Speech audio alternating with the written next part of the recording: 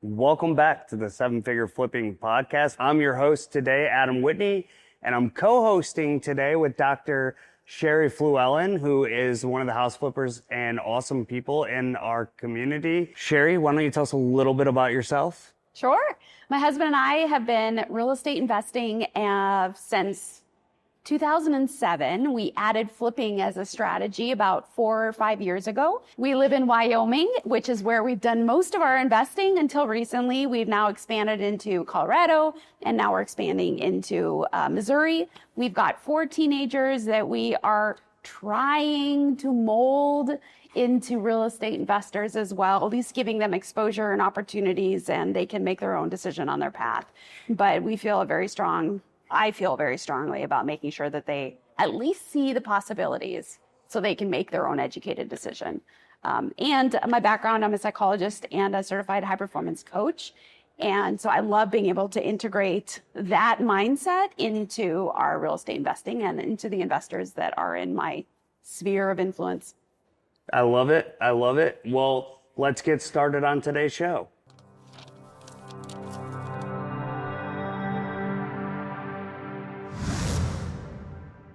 We are live in Cancun. Well, when you watch this, it won't be live, but we're live in person. It's real. And we wanted to talk about the event, the last 3 days together, the impacts, the connections. Our theme this time is Connect and Conquer. And it's been really awesome for me. How has it been for you? It has been awesome. So we've been here for about a week, and there have been a lot of opportunities for networking, for learning specific tactics, for being able to think through some of the, how each of us that are here, how we're functioning in our business, our leadership styles, our personality styles, how all that stuff interplays for our own business success or lack of success. It's really been, I think, a very powerful week for myself, and I'm hearing that from other people too. I think that for me personally, the 5 levels of leadership and the personality profile stuff was the most impactful, but I think it's because my core belief is in order to achieve anything, you have to have people. It takes people to be involved, to grow, to get typically to any level you want to get to. Even if it's a small scale and you just have to have contractors for your flips or whatever, it takes people. It are the process. They are the system. Right. In my opinion, good people will equate to success. If you get the wrong people, it's going to be a lot of like running in the mud, in my opinion. Yeah. And I don't disagree with you. I think the perspective, at least that I have, is that the bigger your business is, the more you realize it's critical to be able to address the people thing. When, if you have a smaller flipping organization or business, or it's just you're probably not really thinking about people other than yourself. And while some of those relationships, it can be helpful to think about the personality styles, the leadership styles, and that sort of thing, I think it becomes more imperative as you get bigger. For sure. Yeah. We have here at this event, we have about 140 people, that includes families, probably 50 or 60 actual businesses in here. And the businesses, particularly in altitude, range typically from lifestyle 12 to 15 deals a year. And we've got a couple guys doing a couple hundred deals a year, which I think stresses some people out. And then we've got everything in between, the 30 to 40 to 50 range flippers. But my argument on this would be that, like, I take Lou, for example. I'm not sure if you talked to Lou, but he's got his first couple of flips, right? And he's like, I'm just going to give it to a GC and then it'll be good. It's like everybody in the room was like, wait a minute, do you think that the GC is going to make sure you're good, or are you going to make sure you're good? Yeah. But that's people. Yeah. That's a person that he is putting faith into. So I feel like even as the one person show, as particularly if you're flipping, like contractors, leading contractors and making sure they're the right fit and even their personality profile will help you lead them better. So I'm just because I've had turnstiles in my business where we were turning out salespeople. We didn't start seeing growth and success for the second time, I would say, in our business. We grew and then we hit a lull and now we're growing again until we got the right people. Right. So we're kind of a slave to our experiences. And for me, it's like, I know for a fact, if I don't get the right people in the right seats, it's going to limit our ability to grow. Yeah. And I think with that, knowing what each seat needs to be and having the metrics and KPIs, I think that's a lot of what also I'm missing some of that in our own business. And so I don't really even know, as I've been reflecting, am I really have the right person in the right seat if I'm not tracking their success and having some proper expectations around that.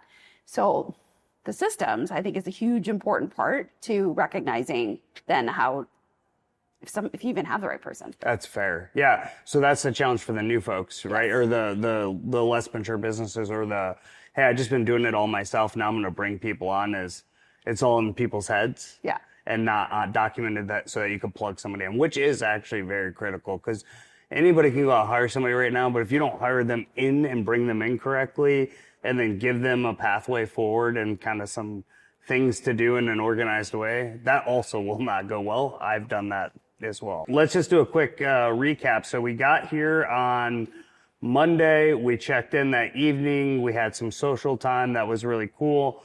And then we were action-packed on Tuesday. We had, the morning was like 5 levels of leadership. We had Humanlytics talking about personality profiles. We had talked about scaling with Mike and Andy.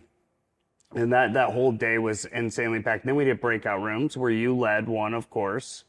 And you got to talk to couples who are doing entrepreneurship together, how to work with your partner, those kind of things. And then the other rooms were Lindsay, who was talking about all the creative finance deals that she's doing in our business, and Aaron Lavender, which was mind-blowing for so many people, like project management at scale. And I wish I could have listened. Oh my gosh, it was so good. The way that they track administratively is so dialed in, like percentage of rehab complete compared to percentage of spend. And when they see those two numbers kind of at the high level, when they see those two numbers start to diverge, that's where they go put a lot of attention into that particular project. But very, very dialed in. People will love that. Plus, he gave us a cool keychain when we went in there.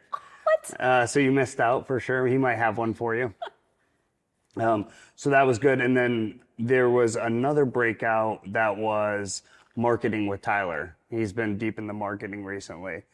So that was the afternoon. And then the next day we came in, we worked for a half a day, and then we had a half a day of fun. Yeah. Which was great. And then all of Thursday, we competed in the morning. Some weird competitions, but they were competitions nonetheless. They ran some obstacle courses, and then there was a bunch of volleyball games and some cornhole games going on. So that was really fun. There's always a good time to compete. Then we had the second half of the day for excursions and just pool time. And then today was Friday, and we end with just some really rich content today, capping it off tonight with the formal beach dinner. Are you wearing your tuxedo t-shirt? My tuxedo Speedo. Because what is really formal beach wear? Is that, right? That's like an oxymoron. It's like shorts and a t-shirt. Not to a woman. A woman will typically be like, oh, and then she's got a vision in her mind of what that is. So that was, Dev said to me, like, yeah, that's a thing. And I said, great. Can you like put it on like a board so everybody kind of has an idea? Because a lot of people will ask, well, what does that mean? How formal? Yeah. So the whole event was, for me, awesome. I love coming to Cancun. Obviously, that helps. And everybody brought their families. Yeah, I think that's really cool to be able to integrate spouses and kids into the environment, into the conversations, into the exposure.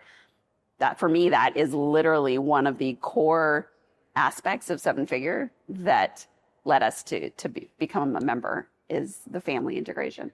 Yeah, and we're grateful to have you, obviously. Oh, thank you. All right, well, I'm Adam. This is Dr. Sherri Fluellen, and thanks for coming and listening to this podcast. We'll see you on the next one. Bye.